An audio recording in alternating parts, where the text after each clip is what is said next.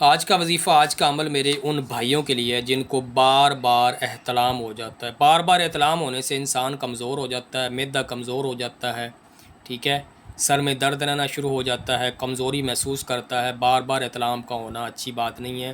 اس کے لیے آپ نے یہ نقش لکھنا ہے، نقش کو نقش مربع کی چال سے پورا کرنا ہے۔ بار بار آپ کو بتاتا ہوں، نقش مربع جو ہوتا ہے، اس کی میں نے ویڈیو بھی بنائی ہوئی ہے۔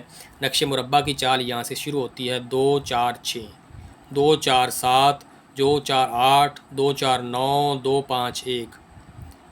یہ میں نے بتایا ہوا ہے 3 5 یا 9 کوئی عدد اگر آگے پیچھے ہو جائے، گھٹ جائے، بڑھ جائے تو ایک بڑھانا ہوتا ہے۔ یہاں پہ 49 کے بعد 50 آنا تھا مگر 51 ہے، 51 کے بعد 52، 52 کے بعد 53۔ اس ترتیب سے آپ نے دیکھتے جانا ہے، جو چھوٹا ہندسہ ہے وہ پہلے، بڑا ہندسہ بعد میں، یہاں پہ آ کے آپ کا نقش جو ہے مکمل ہو جائے گا 2 6 2 پہ۔ اس کو لکھنے کے بعد اس نقش کو سونے سے قبل آپ نے روز ایک پی لیا کرنا ہے۔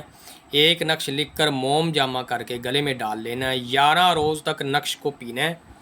اور دوسرا جو آپ نے موم جمع کر کے اس کو کسی موم کے اندر، مومی کاغذ جو ہوتا ہے، شاپر بولتے ہیں جس کو، جو بازار سے ہم سودا صرف لاتے ہیں جس میں، وہ آپ نے پکیزہ بازار سے لے لینا ہے، اس میں آپ نے لپیٹنا ہے۔ لپیٹنے کے بعد اس کو گلے میں ڈال لینا ہے۔ ایک نقش روز لکھ کے آپ نے پی لیا کرنا ہے۔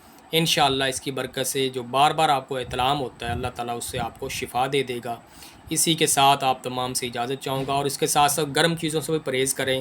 رات کو سوتے وقت دودھ مت پئیں، کھٹی تلی ہوئی چیزوں سے پرہیز کریں، اور فحش قسم کی باتوں سے، فحش قسم کے مواد سے بھی پرہیز کریں، کیونکہ جب ذکاوت حس بڑھتی ہے تو احتلام بڑھ جاتا ہے۔